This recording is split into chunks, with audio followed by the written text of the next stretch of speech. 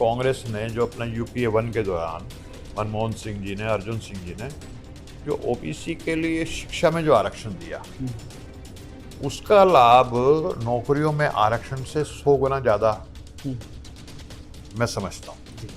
और बाबा साहब ये कहते हैं सबसे ज़्यादा जो किस पे देते थे, शिक्षित बनो।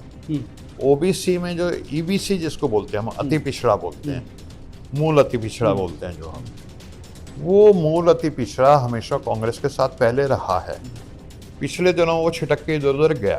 खास तौर पे जो राहुल जी ने संविधान सम्मेलन किए हैं, 3 जो हो चुके हैं, उसके बाद बिहार का अति पिछड़ा भारी संख्या में भाजपा को और जेडीयू को छोड़ चुका है।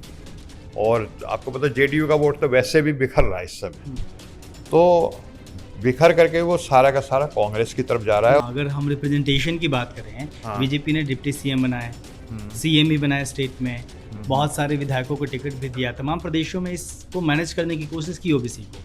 आप भी देखेंगे तमाम स्टेट्स में तो निकल के सामने आएगा, भले आप सिंबॉलिक कहें या फिर कुछ भी कहें। तो रिप्रेजेंटेशन तो दिया है ना बीजेपी ने, फिर ओबीसी को शिकायत क्यों होगी? मैं 2 बातें बताता हूँ। देखिए, एक तो जिस तरह से उन्होंने ईबीसी में जो गड़बड़ियाँ की हैं जातियों को लेकर के, उसकी वजह से भयंकर रोष है ईबीसी में, जो उन्होंने सूची वगैरह जो भी बनाई है। दूसरा, आज के समय में सिर्फ चेहरे नहीं चाहिए कि हमारा राष्ट्रपति बना दिया, हमारा ये कर दिया। आज एक एक ईबीसी अपना सशक्तिकरण चाहता है। आप ये बताइए कि बीजेपी ने कॉरपोरेट वर्ल्ड में कितने ईबीसी को अदानी और अंबानी बताया, कितने को बनाया? एक को बता दीजिएगा। अनिल जैन जी का रोल क्या होगा, क्योंकि आपके पास बड़ी जिम्मेदारी। मेरी जिम्मेवारी ये है कि लोगों को बताना, ये जो धार्मिक नशा है, जो मनोवादी व्यवस्था को मजबूत मत कीजिए। धार्मिक नशे में पड़ करके आप अपने आने वाली जो पीढ़ियां हैं, जो हमारे बच्चे हैं, उनका भविष्य शिक्षित उनको बना करके कैसे उनको जीवन के हर क्षेत्र में उनका सशक्तिकरण हो, भागीदारी मिले उनको। ब्यूरोक्रेसी में तो मिले, लेकिन हमें तो कॉर्पोरेट वर्ल्ड में भी भागीदारी चाहिए बराबर की। अहमदाबाद में कांग्रेस के राष्ट्रीय अधिवेशन में राहुल गांधी का एक बयान काफ़ी सुर्खियों में रहा था। उन्होंने कहा था कि हम दलित और अल्पसंख्यकों की बात करते रहे और ओबीसी हमसे दूर चला गया। ऐसे में एक बड़ी चुनौती कांग्रेस के सामने है कि ओबीसी वोटर को कैसे पार्टी से जोड़ा जाए, और कांग्रेस पार्टी ने यह जो जिम्मेदारी है वो अनिल जैन जी को दी है, जो कि ओबीसी मोर्चा के चेयरमैन अभी हाल ही में नियुक्त हुए हैं। अनिल जी, बहुत शुक्रिया आपका और बधाई इस जिम्मेदारी के लिए आपको। और मैं दर्शकों को बता दूं कि जो संविधान सम्मेलन चल रहा है कांग्रेस में लगातार, उसके पीछे भी अनिल जैन जी की सोच लगातार दिखती रही है। तमाम मंचों पे आप लोग इन्हें देखते होंगे। तो अनिल जी, एक बड़ा स्टेटमेंट था वो कि ओबीसी हमसे दूर चला गया, मतलब पार्टी ये मानती है। कैसे ओबीसी आएगा दूर? आपको चेयरमैन बनाया गया है, क्या रणनीति? ये जो भाषा है कि कैसे ओबीसी आएगा, ये तो एक अलग चीज़ है। लेकिन राहुल जी ने महसूस किया कि जो संवैधानिक काम होने चाहिए थे ओबीसी के लिए, वो चूक हुई है। और मैं समझता हूँ राहुल जी एकमात्र ऐसे ऑनेस्ट नेता हैं, पिछले 50 साल में मैंने नहीं देखा, जो कोई भी चीज़ होती है वो स्वीकार कर लेते हैं कि भाई हमारे से ये गलती हुई है। कि भाई जैसे मंडल कमीशन का मामला था या और दूसरे मामले थे, उसमें जो हमें स्टैंड लेना चाहिए था वो हम नहीं ले पाए। लेकिन एक कांग्रेस पार्टी के साथ एक ये भी है कि जो अच्छे काम वो करते हैं उसका वो प्रचार प्रसार नहीं करते। वो कहते हैं ना, नेकी कर और कुएं में डाल। लेकिन राजनीति में तो ये चीज़ चलती नहीं। उसमें तो ये चलता है कि नेकी थोड़ी सी करो और उसका 100 गुना प्रचार करो। आजकल ऐसी ही राजनीति, आजकल ऐसी ही। आप देखो, ये जो भाजपा की सरकार है वो बेटी बचाओ पे इतना खर्च नहीं कर रही, लेकिन उसके एडवर्टाइजमेंट में उससे 1000 गुना ज़्यादा खर्च हो रहा है। तो ये है जो मैं मानता हूँ कि कांग्रेस ने जो अपना यूपीए 1 के दौरान मनमोहन सिंह जी ने, अर्जुन सिंह जी ने जो ओबीसी के लिए शिक्षा में जो आरक्षण दिया, उसका लाभ नौकरियों में आरक्षण से 100 गुना ज़्यादा मैं समझता हूँ। और बाबा साहब ये कहते हैं सबसे ज़्यादा जो किस पे देते थे, शिक्षित बनो। पार्टी ने पहले काम कर रखा है। पहली बात तो ये है कि हमें लोगों को बताना है कि ओबीसी के लिए पार्टी ने पहले क्या किया है, नंबर 1 बात। दूसरा ये है कि राहुल जी जो हैं वो पैशनेट हैं कि जो 90% लोग हैं, जिसमें schedule caste, schedule tribe, OBC, हमारी महिलाएं, हमारे सवर्ण वर्ग के गरीब और पसमानदा, अति पिछड़े, उनका विशेष उस पर है कि ये मुख्य धारा में बहुत पीछे रह गए हैं। जी। और उसका किस कारण से पीछे रहे हैं वो, उसका जातीय जनगणना सुनने में एक बड़ा सिंपल शब्द लगता है, लेकिन जो तेलंगाना में जो साइंटिफिक जातीय जनगणना हुई है जी। उसमें बारीकी से ये चेक किया गया कि एम्प्लॉयमेंट में कितने हैं, बिजनेस में कितने हैं, एसेट्स कितने हैं, वेल्थ कितनी है, ये सारे, एजुकेशन में कितने लोग हैं, एंटरप्रेन्योरशिप में कितने हैं, बिजनेस में कितने हैं, मीडिया में कितने हैं, और एक पूरा का पूरा जिसको कहते हैं ना MRI, मतलब जातीय जनगणना का जो स्लोगन दिया गया है कांग्रेस की तरफ से, उसके भरोसे हैं आप? पूरा का पूरा जो MRI समाज का, और उससे फिर पता लगे कि कहाँ कमजोरी है। जी। तो मान लीजिए 3 आदमी कमजोर आपके सामने आते हैं, तो उन तीनों की कमजोरी का कारण एक नहीं है। मैं डॉक्टर हूँ, मैंने उसका इन्वेस्टिगेट किया, ब्लड चेक किया, पता लगा कि इसको आयरन की कमी है, इसका खून नहीं है, तो उसको आयरन सप्लीमेंट देंगे। इसको प्रोटीन की कमी है, प्रोटीन सप्लीमेंट देंगे। उसको कैल्शियम की कमी है। तो जातीय जनगणना एक पूरा का पूरा एक इन्वेस्टिगेशन है, और उससे पार्टी एक वो कर रही है, और एक रोल मॉडल तेलंगाना स्टेट और कर्नाटक स्टेट में बनने जा रहा है। आप देख रहे हैं सर, बिहार में आने वाले दिनों में इलेक्शन है। हाँ। और बिहार यूपी ऐसा राज्य है जिसको माना जाता है कि 120 सीटें आती हैं लोकसभा की, और उसको जीते बिना संभव नहीं है केंद्र में सत्ता में आना किसी भी पार्टी के लिए, जब तक वहाँ मजबूत नहीं होती है। यूपी में अखिलेश यादव जी हैं, ओबीसी समाज से आते हैं, एक ओबीसी का एक बड़ा धरा उनके साथ जुड़ा हुआ है। बिहार में भी तेजस्वी यादव हैं, आरजेडी है, वो भी जो एक बड़ा धरा है ओबीसी का, उनसे जुड़ा हुआ है। बाकी जो धरे हैं ओबीसी के, वो आज के डेट में कहीं ना कहीं भारतीय जनता पार्टी के साथ एक बड़ी मात्रा दिखती है जनसंख्या। उनको फिर आप क्लैश नहीं होगा पार्टी में जब आप यूपी में जाके कहेंगे कि हमें ओबीसी से जोड़ना है, बिहार में जाके कहेंगे ओबीसी से जोड़ना है? गठबंधन की भी तो बात है। नहीं, क्लैश की बात नहीं है। जैसे मैं आपको बताता हूँ, एक सच्चाई है कि जो कांग्रेस का जो है ना, जो वोट बेस है, वो हमेशा से एक दलित, माइनॉरिटी, और ओबीसी में जो ईबीसी जिसको बोलते हैं हम, अति पिछड़ा बोलते हैं, मूल अति पिछड़ा बोलते हैं जो हम, वो मूल अति पिछड़ा हमेशा कांग्रेस के साथ पहले रहा है। पिछले दिनों वो छिटक के इधर उधर गया। मैं बिहार में लगातार पिछले 6 महीने से जमीन पे काम कर रहा हूँ, देहात में भी जा रहा हूँ। हिंदुस्तान में जो 55 साल के ऊपर के लोग होते हैं, तो 5 में से 4 लोगों को घुटने के दर्द की समस्या होती है। अभी लोगों के दिमाग में जो है वो ये कि या तो एक्सरसाइज करें, दर्द की दवा खाएं, या फिर घुटना बदलवाएं। पर हमने तीसरा एक उपाय जो है, जो संभावना है, उस पर काम किया शुरू से ही। घुटने का अलाइनमेंट चेक करते हैं और अलाइनमेंट को ठीक कर देते हैं, तो घुटने की लाइफ 15-20 साल बढ़ जाती है। मैं आपको आज दावे से कह रहा हूँ अशोक जी, मेरी बात को नोट कर लीजिएगा। अति पिछड़ा जो वोट था वो बीजेपी और जेडीयू में था, वो आरजेडी में नहीं था, ना के बराबर था, ये कह लीजिए। टोटल तो ना नहीं कर सकते। और ना यूपी में अखिलेश जी के पास, वो यूपी में बाद में आएंगे। तो आज के समय में खास तौर पे जो राहुल जी ने संविधान सम्मेलन किए हैं, 3 जो हो चुके हैं, उसके बाद बिहार का अति पिछड़ा भारी संख्या में भाजपा को और जेडीयू को छोड़ चुका है।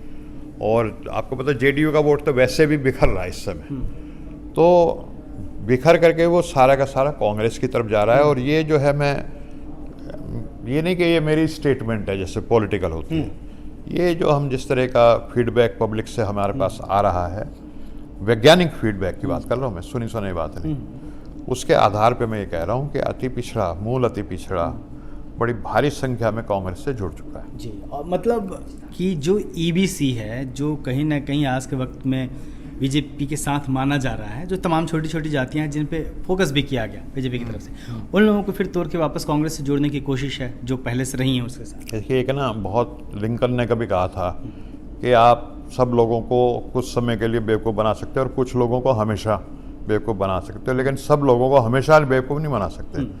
तो ये जो धर्म का नशा, अफीम जो बीजेपी ने बांटी ना, वो नशा अब उतर चुका है। अब ईबीसी देख रहा है कि जो उसके आर्थिक और सामाजिक जो उसको भागीदारी मिलनी चाहिए, वो इस मनुवादी पार्टी जो है बीजेपी, इसमें उनको जो मनुवादी व्यवस्था में जिस तरह से रखा जाता था वैसे ही रख रही नहीं है। सर, लेकिन अगर हम रिप्रेजेंटेशन की बात करें, हाँ। बीजेपी ने डिप्टी सीएम बनाए, सीएम भी बनाए स्टेट में, बहुत सारे विधायकों को टिकट भी दिया, तमाम प्रदेशों में इसको मैनेज करने की कोशिश की ओबीसी को। आप भी देखेंगे तमाम स्टेट्स में तो निकल के सामने आएगा, भले आप सिंबॉलिक कहें या फिर कुछ भी कहें। तो रिप्रेजेंटेशन तो दिया है ना बीजेपी ने, फिर ओबीसी को शिकायत क्यों होगी मैं दो बातें बीजेपी बताता से? हूँ। देखिए, एक तो जिस तरह से उन्होंने ईबीसी में जो गड़बड़ियाँ की हैं जी। जातियों को लेकर के, उसकी वजह से एक भयंकर रोष है ईबीसी में, जी। जो उन्होंने सूचियाँ वगैरह जो भी बनाई हैं। दूसरा, आज के समय में सिर्फ चेहरे नहीं चाहिए कि हमारा राष्ट्रपति बना दिया, हमारा ये कर दिया। आज एक एक ईबीसी अपना सशक्तिकरण चाहता है। आप ये बताइए कि बीजेपी ने कॉरपोरेट वर्ल्ड में कितने ईबीसी को अदानी और अंबानी बनाया, कितने को बनाया, एक को बता दीजिएगा। तो आज का ईबीसी वो नहीं है जो इतना भोला है, मतलब सिंबल कि नहीं चाहिए, हमारा डिप्टी सीएम बना दिया। नहीं नहीं नहीं, एक एक ईबीसी होना चाहिए ना स्ट्रांग। वो जमाने गए जो भाई एक को निकाल करके उसको बना दिया और उसमें करोड़ों लोग आके खुश हुए। आज हर व्यक्ति अपना सशक्तिकरण चाहता है और हर क्षेत्र में भागीदारी चाह रहा है। आप बनाओ ना कॉर्पोरेट वर्ल्ड में अदानी अंबानी बनाओ ईबीसी, हम मान जाएंगे आपको। सर, आपने बीजेपी को मनुवादी पार्टी कहा, हिंदुत्व की बात की आपने, लेकिन ओबीसी तो हिंदुत्व से काफ़ी कहा जाता है, पब्लिक फोरम में है कि हिंदू धर्म ओबीसी ही चला रहा है, क्योंकि संख्या उसकी बहुत बड़ी है। एससी को देखा जाता है एक समय में वो विरोध करता हुआ दिखता है, या फिर अम्बेडकरवाद को फॉलो करता है, बुद्धिज्म को फॉलो करता है, लेकिन ओबीसी नहीं। तो फिर वो जो हिंदुत्व का नशा है, नहीं ऐसे भी नहीं। आप एक ना जिसको कहते हैं कि ऐसी स्टेटमेंट नहीं देते कि ओबीसी ऐसे कर रहा है। जो सबसे ज़्यादा रेजिस्टेंस भी हो रहा है ना, वो भी ओबीसी में से ही हो रहा है। आप ये कह सकते हैं सारे ओबीसी बीजेपी के खिलाफत नहीं कर रहे, ये मैं मान लूंगा, मनोवाद की खिलाफत नहीं कर रहे। लेकिन आपने उत्तर प्रदेश में देखा, जो हमने संविधान सम्मेलन वगैरह किए है, और वो लोकसभा के इलेक्शन में रिफ्लेक्ट हुआ है। अगर ओबीसी ना खिलाफ देता बीजेपी के, तो बीजेपी इस तरह नहीं गिरती। और बिहार में भी आज ऐसा ही समय आ चुका है कि बहुत बड़ा हिस्सा, और थोड़ा बहुत हिस्सा अभी भी हो सकता है ओबीसी का या ईबीसी का हो। बीएसपी का वोट भी काफ़ी ट्रांसफर हुआ था, बीएसपी का वोट परसेंटेज घटा था, जैसे वोट माना जाता है वो काफ़ी टूटा था। माना जा रहा है कि उस संविधान बचाव के नाम पे कांग्रेस और सपा को मिला। माना नहीं जाता, वो इफेक्ट है। मैं उससे बिल्कुल 100% एग्री करता हूँ। ये तो मेरा खुद का अपना आकलन है और मैं खुद इस बात को बार बार कहता हूँ। लेकिन सिर्फ तो फिर ओबीसी तो रहा ना बीजेपी के साथ ही, वो कहाँ टूट गया? नहीं, आप वोट देखिए ना, सिर्फ वो वाला अगर बसपा का आप वोट देखेंगे तो उससे इतना ज़बरदस्त वो समर्थन नहीं हो सकता था कि इतनी सीटें 37 सीटें सपा को मिल जाती और कांग्रेस को इतनी सीटें मिल जाती 6। तो ये मान के चले कि ओबीसी भारी संख्या में बीजेपी का विरोध किया है। जातियों का मैं नाम नहीं लेना चाहता, लेकिन मुझे मालूम है बहुत भारी संख्या में बहुत सारी जातियों ने लिया। और इसमें भी कोई शक नहीं कि शेड्यूल कास्ट में कुछ जातियां जो अम्बेडकराइट हैं, उन्होंने ज़बरदस्त उसका संविधान को बचाने के लिए समर्थन किया। अच्छा सर, राहुल गांधी जी अपने तमाम भाषणों में रिप्रेजेंटेशन की बात तो करते हैं, लेकिन वो SC ST की बात ज़्यादा करते हैं, अल्पसंख्यक की बात ज़्यादा करते हैं। ऐसे में ओबीसी को कहीं ये नहीं लगा कि ये तो SC ST की बात कर रहे हैं? 90% की बात करते हैं, वो सिर्फ उसकी नहीं, वो तो अति पिछड़ा का अलग से नाम लेते हैं। आपने गौर किया हो, अहमदाबाद का उनका भाषण सुनिए, उन्होंने बार बार पिछड़ों में भी पिछड़ा और अति पिछड़ा अलग से नाम लिया। ठीक है, ये उनकी जो सेंसिटिविटी है इस वर्ग के प्रति, वो उससे पता लगता है। और वो सबके लिए 90% की बात कर रहे हैं ना, 90% में तो वो माइनॉरिटी और दलित नहीं आते ना, जब तक ओबीसी नहीं जोड़ लेंगे 90% नहीं बनेगा।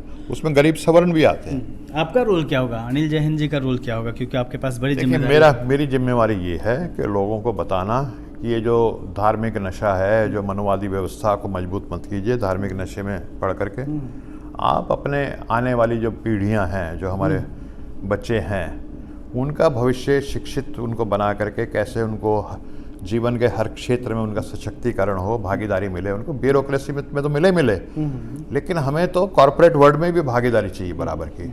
हमारे लोग क्यों नहीं अदानी अंबानी बन रहे? ठीक है, हमारे लोग क्यों नहीं जुडिशरी में हैं, मीडिया में क्यों नहीं है? और ये हो सकता है, सिर्फ अवसर की ज़रूरत है। हमारे बच्चों को अवसर मिलेगा, उन्होंने हमेशा करके दिखाया। जी। अभी जो राष्ट्रीय अधिवेशन हुआ, जब भी राष्ट्रीय अधिवेशन होता है तो कुछ बड़ा निकल के आता है, पार्टियां बिल्कुल ज़मीन पे जाके फोकस करती हैं। राहुल गांधी जी का स्टेटमेंट भी आया था कि जिलों में पावर दीजिए, जिला अध्यक्ष हैं उनको। तो उसके बाद क्या बदला है पार्टी के भीतर, किस तरह से आप लोग आगे की रणनीति तैयार करते हैं? वही है पार्टी के अंदर भी, मतलब मैं जिस दृष्टि से देखता हूँ अपनी वैचारिक दृष्टि से, तो वो वही काम पार्टी में भी कर रहे हैं जो समाज में और देश में कर रहे हैं। यानी मनोवादी व्यवस्था जो होती है वो क्या होती है कि चंद मुट्ठी भर लोगों के हाथ में सारी शक्ति का केंद्रीकरण हो जाए, धन संपत्ति, मान सम्मान, ताकत।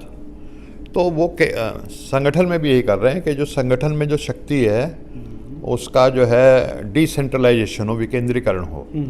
वो शक्ति सिर्फ ऊपर स्टेट प्रेसिडेंट या केंद्रीय नेताओं के पास ना रहे, वो जिला अध्यक्षों के पास भी जाए।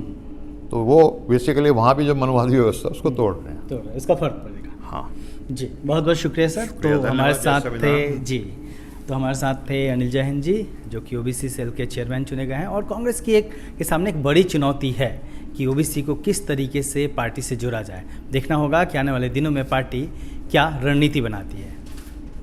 कैमरे पे साथी सुशांत के साथ मैं अशोक दास, दलित दस्तक।